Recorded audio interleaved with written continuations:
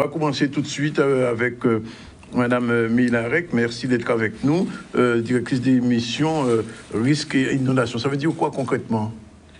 Donc du coup, moi je suis agent de la communauté d'agglomération Cap Excellence et donc nous portons une politique vis-à-vis des risques inondations.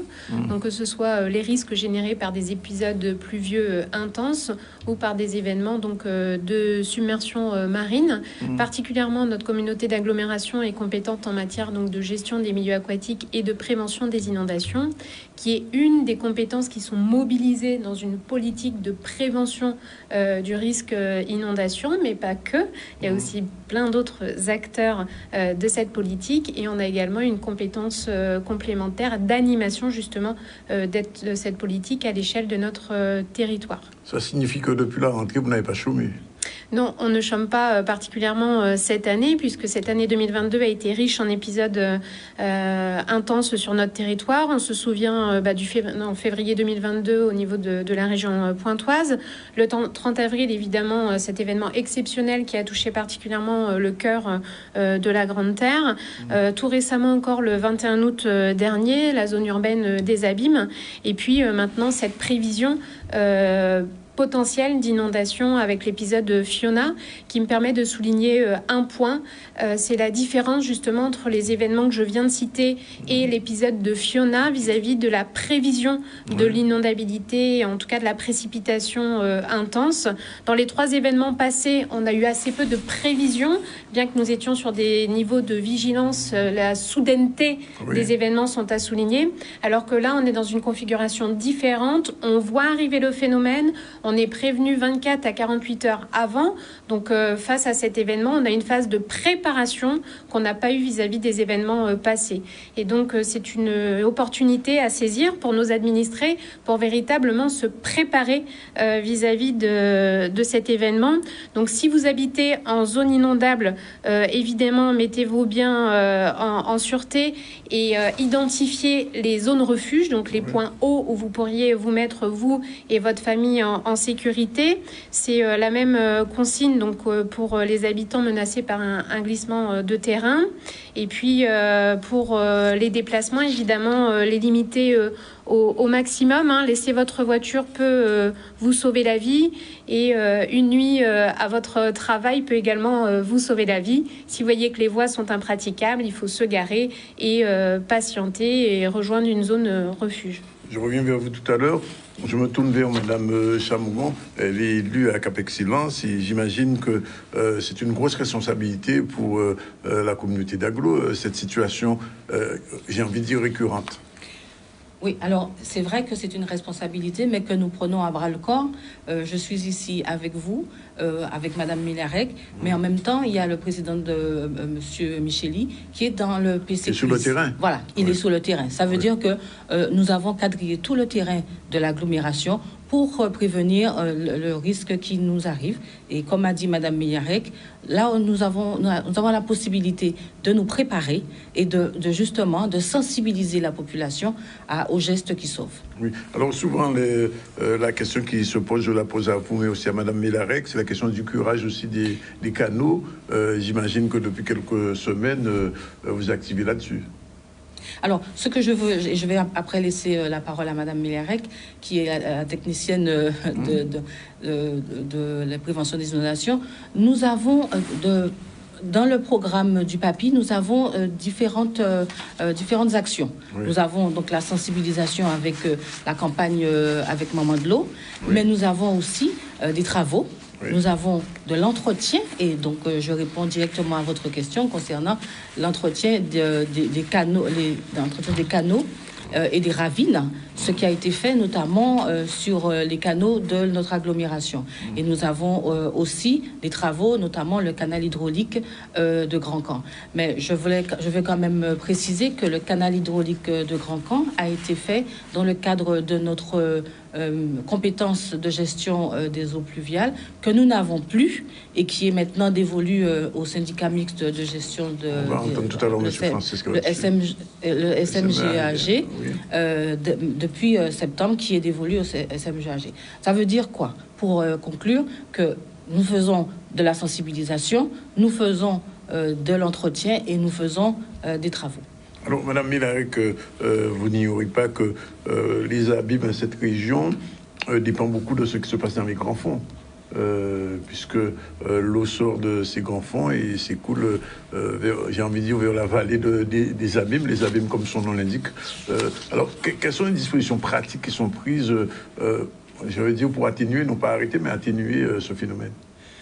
Oui, tout à fait. Donc, l'échelle d'appréhension d'un phénomène d'inondation, donc c'est l'échelle d'un bassin versant, et c'est la raison pour laquelle les bassins versants des grands fonds se sont réunis à travers du premier programme d'action de prévention des inondations pour travailler le premier axe des 7 piliers de la prévention du risque inondation, qui est la connaissance du risque. Donc, ces études hydrauliques de près de 300 km de réseau ont été menées tout à fait à l'échelle des bassins versants des grands fonds. Donc, ont été menées donc à cette échelle pertinente hydraulique qui est le bassin versant. Et donc dans ces études qui constituent la base en fait de la déclinaison des autres axes de la politique de prévention du risque, intervient également les études de protection contre les inondations qui sont de 2 ordres, les travaux de protection collectifs qui sont des ouvrages hydrauliques donc collectifs, et les travaux de protection individuelle.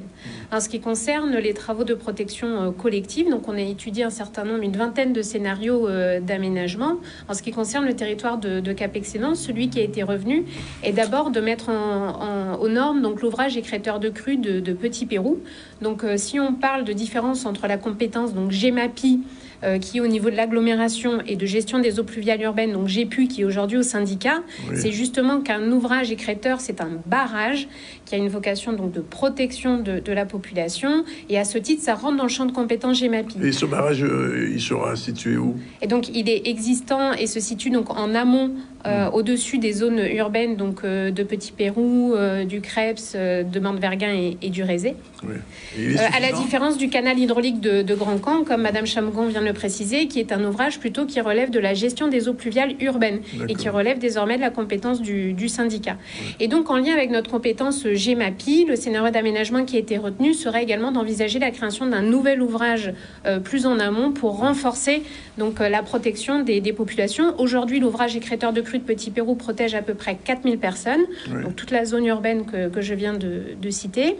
Et puis, je vous ai parlé de protection individuelle. Donc là, c'est une politique qu'on souhaite engager dans le cadre du 2e dossier de candidature PAPI, qui est d'inciter, y compris financièrement, tout à chacun à rénover son bâti, de la même manière que pour les sujets énergétiques, mais vis-à-vis du risque inondation, pour disposer des dispositions techniques nécessaires à la mise en sûreté de tout à chacun dans son bâti, et d'éviter, quand c'est possible, l'arrivée des eaux dans le bien, à travers la mise en œuvre, par exemple, de portes qui seraient étanches. Est-ce que dans le Cap Excellence, dans l'agglomération, il est déjà question de délocalisation pour certaines zones d'habitat? Alors, les réflexions sont effectivement en cours et d'actualité avec les incidences du changement climatique. Aujourd'hui, on ne peut pas nier cette réalité, puisque les événements que l'on connaît aujourd'hui vont s'aggraver à l'avenir, particulièrement sur notre territoire et particulièrement dans les zones basses. Donc aujourd'hui, ces sujets de réduction de la vulnérabilité, d'abord, si on peut adapter les bâtis et adapter l'aménagement du territoire, évidemment, on partira sur cette voie. Mais effectivement, il y a des réflexions en cours en termes de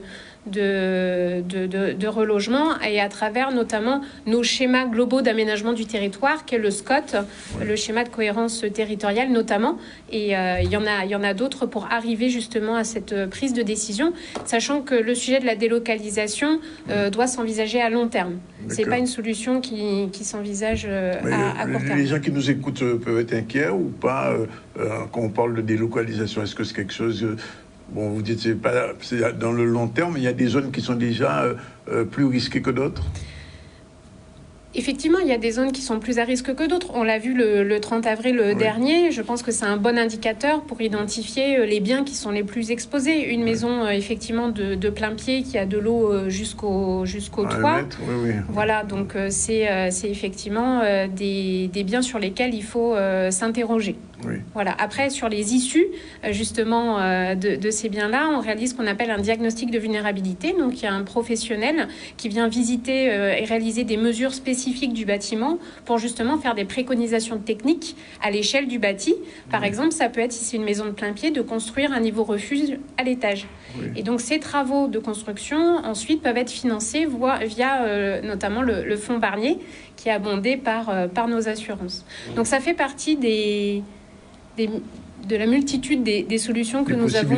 Voilà, exactement. Ouvertes, oui. Et c'est bien l'ensemble des leviers que nous arriverons à lever, justement, qui feront que, in fine, nous arriverons à réduire notre vulnérabilité. Non pas que l'inondation, on n'y arrivera pas. Oui, Il va falloir vivre avec. On ne peut pas changer les grands fonds. Voilà, exactement. Et donc, on va plutôt essayer de travailler ce qu'on appelle les enjeux, plutôt que l'inondabilité, et d'apprendre justement à vivre aussi avec le risque. C'est la raison pour laquelle la prévention est si importante dans le programme que nous portons, au même titre que la coordination, puisque du coup, il y a quand même une multitude d'acteurs qui interviennent sur le territoire. Oui, Sylvie Anochamogo, ça veut dire qu'à terme, il y aura une prise en charge des habitants des zones à risque, parce que si on parle de délocalisation, probablement, ça veut dire que l'habitat va changer aussi, et quand on parle de ça, on parle de gens qui vivent depuis des décennies dans certains lieux. C'est pris en compte déjà? Alors, je voudrais quand même rajouter, parce que d'abord que nous n'en sommes pas encore là. Bon. Et que d'abord, à Cap Excellence, nous avons tout un tas de schémas. Madame Meyarek parlait du diagnostic, mais aussi au niveau de l'imperméabilisation des sols. Oui. Donc, ça veut dire qu'il y a tout un travail qui est fait en amont. Oui. Et là, ça c'est pour moi ce serait vraiment l'ultime chose. Hein. Donc on n'en est pas encore là. Oui. Là pour le moment. On y pense quand même. Hein. Oui, mais avant on ne peut pas effrayer les gens. Je dirais même à très long terme, puisque avant il y a des étapes. Il y a l'étape d'imperméabilisation des sols. Oui. Il y a des étapes qui font que on n'est pas forcément obligé d'en arriver là. Oui. Bon, c'est une solution, parce que l'autre jour, j'ai reçu ici M. Benjamin qui me disait, je vous le dis comme il me l'a dit, il me dit qu'il n'est pas sûr que nos petits-enfants voient Pointe-à-Pitre. Que vu avec ce qui se passe au niveau du niveau de la mer, d'une manière générale, et les fontes des neiges au pôle Nord et au pôle Sud, le niveau de la mer est en train d'augmenter, et qu'on voit le niveau de la mer à Pointe-à-Pitre du côté de la DAR, c'est évident que la nature reprend progressivement ses droits. Oui, la technicienne peut-être pouvait répondre là-dessus. Oui, alors, dire qu'on ne verra plus Pointe-à-Pitre, c'est peut-être aller un petit peu loin. Par contre, c'est ce qui est certain, c'est qu'on ne va pas avoir le choix. Nos petits-enfants verront Pointe-à-Pitre autrement. Oui, ce sera une autre ville. Voilà, exactement. Oui. Donc aujourd'hui, il faut surtout adapter les territoires, adapter les villes. Nous ne sommes pas les seuls. Hein. C'est le sujet de toutes les villes côtières du monde. C'est universel. Donc, cette adaptation, ça s'anticipe. Et aujourd'hui, ce qui est actuellement à l'étude, c'est justement cette anticipation pour préparer l'avenir justement de nos enfants et de nos petits-enfants. Et quand je dis Pointe-à-Pitre, aussi on pense à Jarry. Oui, donc c'est toutes les zones basses côtières. D'ailleurs, nous avons eu plusieurs réunions avec l'ensemble des élus pour se projeter sur le Jarry, toutes les zones de Cap Excellence dans 10 ans, dans 20 ans. Et donc, on voit effectivement cette montée des eaux, mais justement, on travaille à faire en sorte de limiter les risques et de prendre en compte toutes les données pour pouvoir limiter les risques. Voilà. Non, mais quand je pose la question, je pose aussi la question à l'élu sur les permis de construire qui ont été faits dans les années passées. Je ne vais pas dire un peu n'importe comment, mais enfin, on n'avait pas suffisamment d'éléments pour pouvoir accorder les permis de construire. Est-ce qu'aujourd'hui, il y a une rigorosité à ce niveau-là? Oui, alors maintenant, justement, avec les projections, puisqu'on a réalisé le diagnostic, avec les projections que nous faisons à 10, 20, 30 ans, on peut justement maintenant avoir un champ de vision beaucoup plus large pour pouvoir éviter les erreurs du passé. Jordan, est-ce qu'on peut voir un petit peu l'évolution des choses en ce moment à 12 heures? Alors, on voit un petit peu le phénomène. La Guadeloupe, on reconnaît la Guadeloupe au milieu de l'arc des Petites Antilles, oui. Et on voit bien que les masses nuageuses et pluvieuses de pluie, effectivement, passent ou passeront en tout cas dans la région. Alors, au départ, c'était à l'est, et maintenant, on voit qu'il y a une modification de la trajectoire. Et d'après des dernières informations, le phénomène était aux environs de 400 km en dehors de la Guadeloupe. Ça signifie que dans la région de Cap-Excellence, encore, il va y avoir beaucoup de pluie. Oui, peut-être pour compléter les propos de Madame Chamongon Anneau sur justement la prise en compte du risque dans l'urbanisme.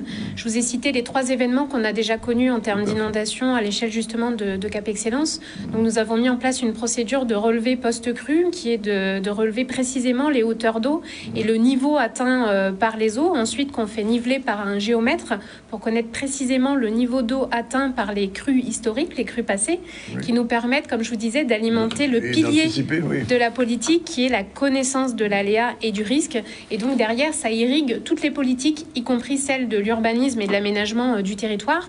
Et donc aujourd'hui, l'instruction des permis de construire, notamment des communes de la communauté d'agglomération, se base sur de nouvelles données, à chaque fois actualisées justement pour que les nouveaux permis de construire intègrent le plus finement possible le risque à l'avenir.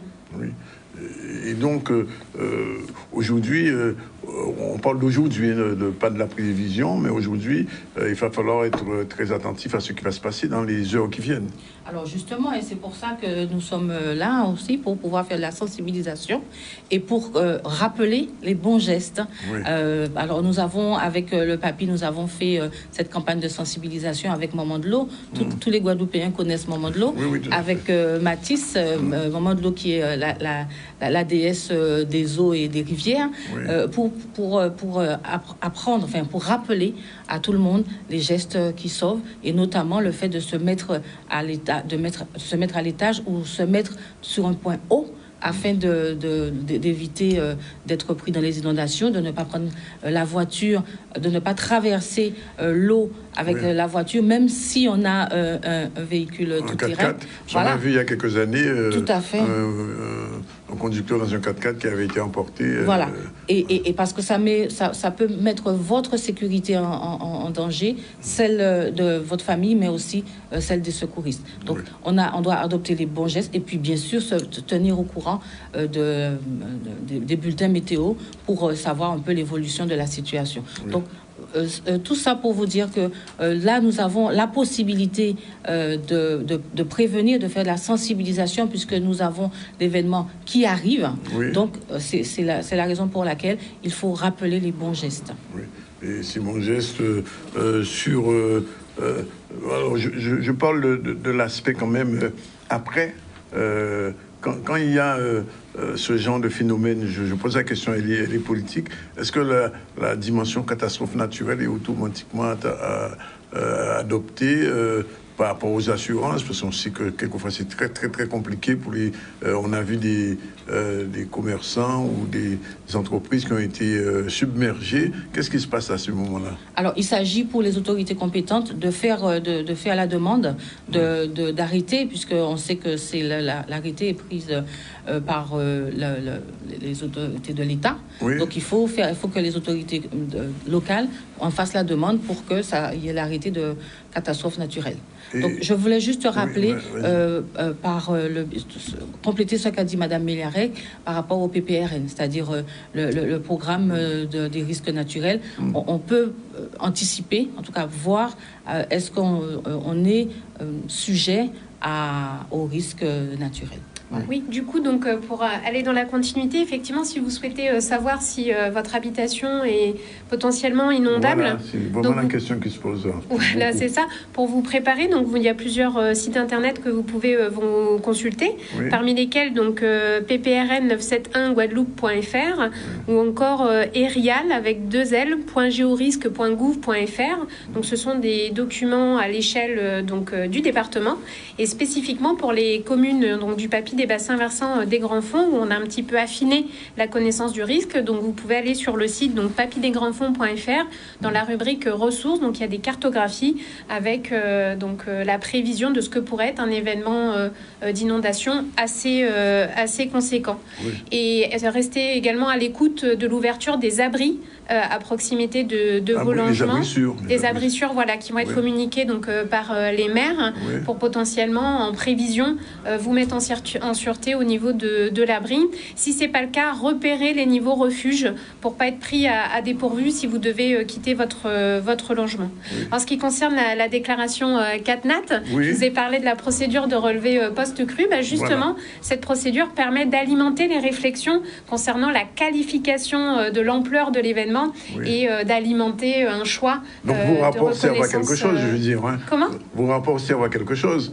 Au moins ça. Oui. Ça alimente les réflexions de la procédure CatNat. Après, je vous disais, la connaissance de l'inondation, c'est la base ensuite de toutes les politiques de l'urbanisme, on l'a vu. Bien sûr. Donc de la partie assurantielle, on vient d'en parler, mais aussi de la partie gestion de crise. Évidemment, quand il y a un événement, il faut hiérarchiser, prioriser les secteurs d'intervention. Donc ça nous permet de savoir quels sont les secteurs qui sont inondés en priorité. Est-ce que c'est des bâtiments à étage où les gens peuvent potentiellement monter pour se mettre en sécurité, ou est-ce que, comme je vous le disais tout à l'heure, on est sur des habitations de plein pied où là on peut pressentir que les habitations vont avoir besoin d'un appui logistique pour une évacuation puisqu'ils n'auront pas les moyens justement de se mettre forcément en sûreté. Juste un dernier mot, qu'est-ce qu'on peut dire aux entreprises de Petit Pérou comme aujourd'hui, avant le déclenchement de... Si jamais il y a beaucoup de pluie, qu'est-ce qu'on peut leur dire? Parce qu'on a vu des inondations très, très importantes à Petit Pérou. Moi, je dirais d'abord de mettre en sécurité les biens, parce que nous savons, avec le diagnostic qui a été fait, que 14% de la population peut être impactée par les inondations, mais aussi nous avons 12% des emplois sur le territoire de Cap Excellence. Oui. Ça veut dire quoi? Ça veut dire qu'il faut pouvoir anticiper en mettant ces biens en sécurité, mais aussi de repérer, comme a dit Mme Mélaré, repérer les points hauts pour faire en sorte de ne pas être pris au dépourvu.